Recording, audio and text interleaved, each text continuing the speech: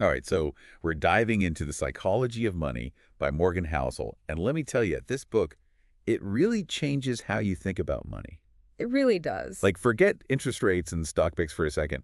We're going deeper. Yeah. We're going deep on, like, the human side of money, the stuff that really Mhm. impacts our decisions. And Housel, he argues that this stuff, Yeah. this is like the important stuff. Yeah. And it's so interesting. He says that technical know-how Right. about money is less important than understanding why we act the way we do with money. Oh, absolutely. And it's funny because he calls it a soft skill. Managing your money, a soft skill, who knew? Right. But it's so true because it's about how you behave. It's not just what you know. Yeah, spreadsheets are great, Sure. but they don't tell the whole story. No, not even close. And that's where this whole idea of money history comes in, right? Right. It's like this unique set of experiences we all carry around with money, like from how we were raised or our family's attitudes, even like major economic events we live through. Totally. It all shapes how we view risk, reward, every financial decision we make. This money history thing really hits home for me. Yeah. I'm thinking of my grandparents. They lived through the Depression, Right. and they were so frugal even when they had plenty. Yeah. And it really stuck with me. Yeah, and that's a perfect example, right? Because these early experiences, they really shape us. For sure. Someone who maybe saw their family really struggle during a recession, they might hoard money even when times are good. Whereas somebody else who saw their parents take a risk, maybe a risky investment, and it paid off big time. They might be more inclined to gamble. Totally. It's like we're all wired a little differently when it comes to money We are. based on that past. And it's not just us as individuals, right? Right. Housel talks about how this plays out on a bigger scale, too, with things like luck and risk, Absolutely. and how we tend to misinterpret both, especially when we're looking at other people's successes. Oh, 100%. We love to analyze those who've made it. Like financially, try to pinpoint their genius strategies.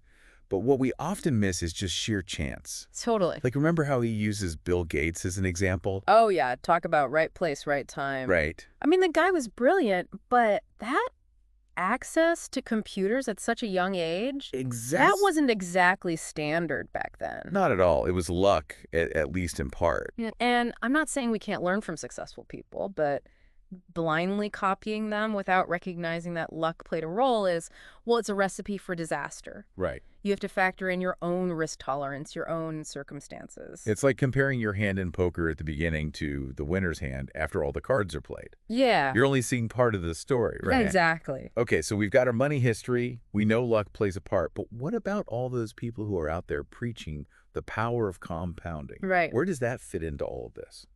Yeah, so Housel, he doesn't disagree with compounding being powerful, but he wants to ground it in reality. Okay. Like, he talks about Warren Buffett's journey to becoming a billionaire and how most of that wealth was made not from these like risky bets, but from decades of consistent investing, patience. Oh, I remember that section about Buffett's wealth timeline. Yeah. It was eye-opening. It really hammered home the point that Yes. time is your biggest asset, It is. not picking the right stock. Absolutely. And chasing those quick returns, it's so tempting.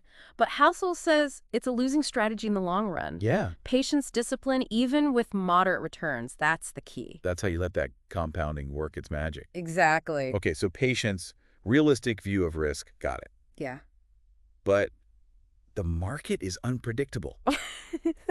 No one can predict the future. Nope. So how do we prepare for that? Well, that's where room for error comes in. Okay. It's that buffer zone, that cushion for when things go wrong, because they will. So we're talking emergency funds, not going all in on one investment, that kind of thing. Exactly. But it's bigger than that. It's diversifying your income. Right. So you're not reliant on one job. Okay. Investing in your skills and knowledge so you can adapt. Right. It's really about expecting the unexpected. Okay. So it's like that saying, don't put all your eggs in one basket, but for your entire financial life. Exactly. I like it. And speaking of unexpected events, Housel uses this great analogy with blackjack and card counting. Okay. So even when card counters, they have the odds in their favor, they never bet everything. Right? Because they know there's always a chance, however small, that they're wrong. Wow. And that one wrong bet, if it's too big, it can wipe you out. Yeah.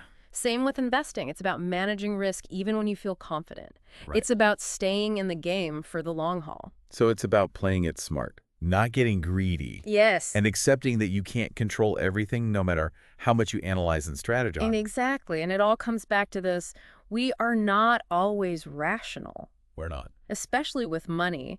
We let our emotions get the best of us, and sometimes disastrous results. He illustrates this brilliantly, by the way, with that example about how we react to a fever, Oh, yeah. which seems totally out of left field, but it's actually genius. It is. It is. I mean, who knew fevers could be a good thing? Right? Our instinct is to make it go away. Right. But it's often our body fighting off infection. Right. And he even talks about how a doctor won a Nobel Prize for using fever as a treatment. I know, it's amazing.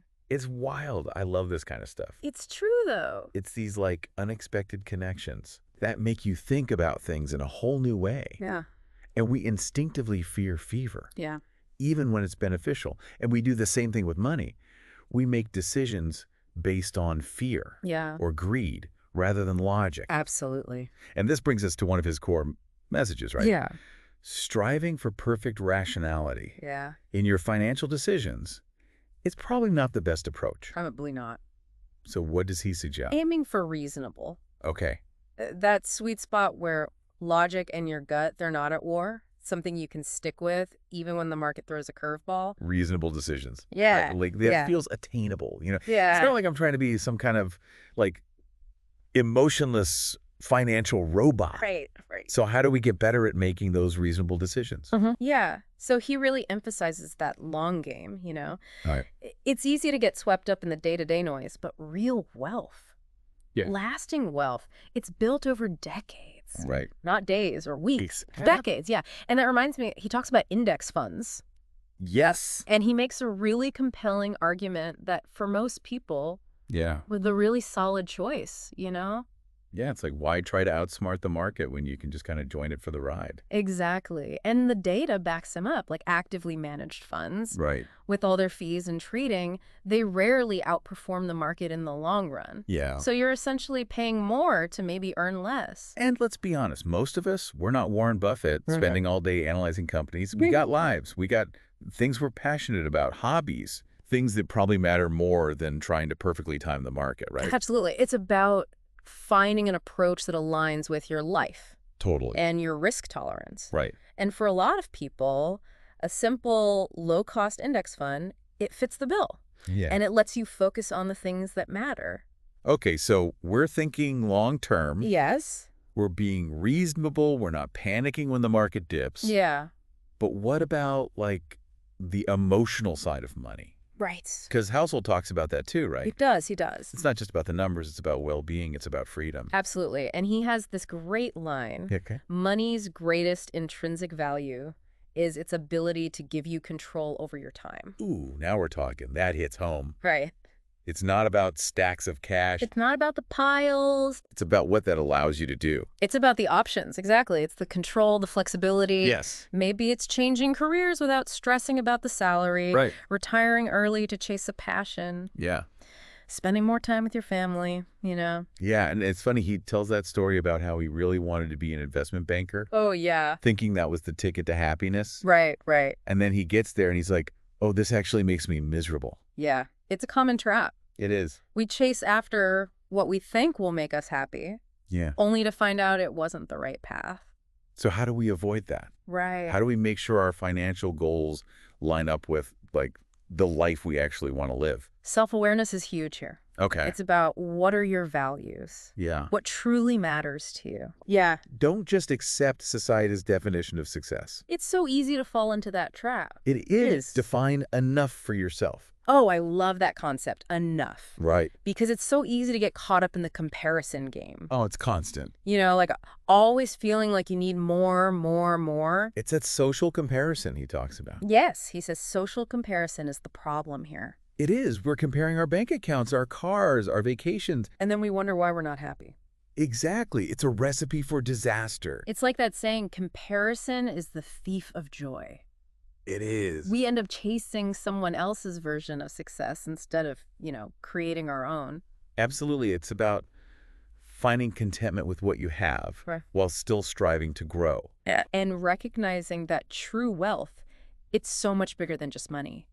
Right. Okay. But how do we actually get better at this? Right. Because it's easy to talk about it. It is. But putting it into practice, that's the hard part. It is. It takes work. It takes effort. Yeah. And one thing he talks about is Paying attention to our narratives, the stories we tell ourselves about money. Okay. Are they empowering or are they holding us back? And this goes back to the money history thing, right? It does. It does. It's like we have these invisible scripts We do. that are playing out in our financial lives, Totally. and we don't even realize it. We're repeating patterns from our past. Yeah, and they're not serving us. Exactly. So start by becoming aware of your own money script. Okay. What are your beliefs about money? Are they rooted in fear, scarcity, abundance? Okay. And once you understand that story, you can start to rewrite it. I like that, yeah. Educate yourself about personal finance. Challenge those limiting beliefs. Yeah. Surround yourself with people who have a healthy relationship with money. Okay, so it's about taking control, Yes. not letting your past, dictate your future. Exactly. I love that. That's powerful. Yeah. But speaking of control, I feel like one thing that people really struggle with is this illusion of control, Yes. Oh, absolutely. especially with investing. Especially when it comes to investing. Yeah, We overestimate our ability to predict the market. 100%. Pick the winners. Yeah. Avoid the losers. Yeah, It's that overconfidence bias that he talks about. totally. We see patterns where none exist. Yeah. We convince ourselves we have some special insight. And he even says, the more you want something to be true, the more likely you are to believe a story that overestimates the odds of it being true. It's so true. We want to believe there's this secret formula, a Yeah. shortcut to wealth, Totally. when in reality, it's often about patience, discipline, a bit of luck, like we talked about. Yeah, so how do we avoid that trap? Right. How do we stay grounded, realistic, in a world that's constantly trying to sell us on get-rich-quick schemes? Well, it starts by acknowledging we don't have a crystal ball. Right. None of us do. No. And that's okay. Right. It's about embracing the uncertainty, The mess. the mess, as Housel calls it, Yeah, and making peace with the fact that we can't control everything. which is hard, It is. but also kind of freeing. But it is freeing. And that's what he talks about. Respecting the mess. Yes. Accepting that the financial world is complex. Yes. There are no easy answers. no guarantees. No guarantees. And that's actually kind of nice because it takes the pressure off it does. to have it all figured out, Right. We can approach it with a sense of curiosity, humility, even a bit of humor. I like that, bringing humor into it. Yeah. Because finances can be overwhelming. They can be. They absolutely can. And that's why it's important to not take ourselves too seriously. Okay. Learn from your mistakes, adapt your approach. Remember, it's a marathon, not a sprint. And speaking of marathons, I think one of the biggest hurdles for people is patience, Yeah.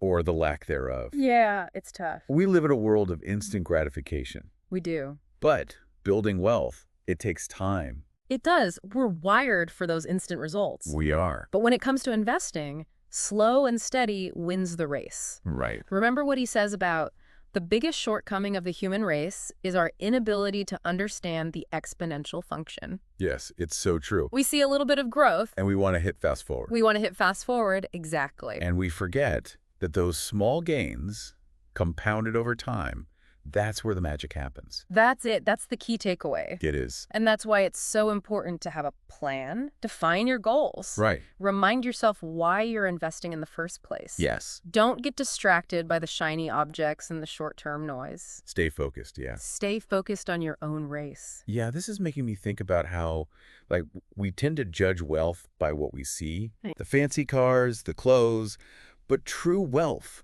is often hidden. You're absolutely right. He uses a great analogy. Okay. He says it's like judging a restaurant by its decor instead of the quality of the food. It's like that saying, don't judge a book by its cover. But for wealth, Right. so many people chasing those appearances. Yeah. When the real deal Yeah. is about security and freedom and options. Exactly. It's about building that solid foundation Yes. that lets you weather the storms and Right. pursue your passions, not just keep up with the Joneses, right?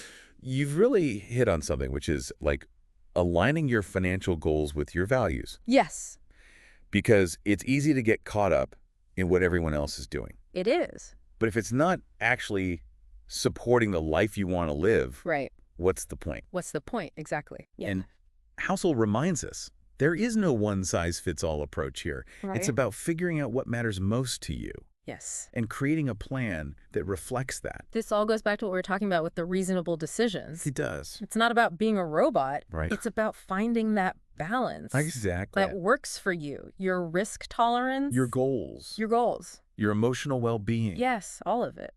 It's about making choices that align with your head and your heart. I like that. Finding that financial path that feels right Yes. on both levels. You know, one of the things that really struck me about this book Yeah. was how Housel, he doesn't shy away from the tough stuff. He doesn't. Like, he talks about failure. Yeah. He talks about risk, the fact that we're not always in control, which is kind of daunting, It is, but also freeing. but also freeing. Yeah.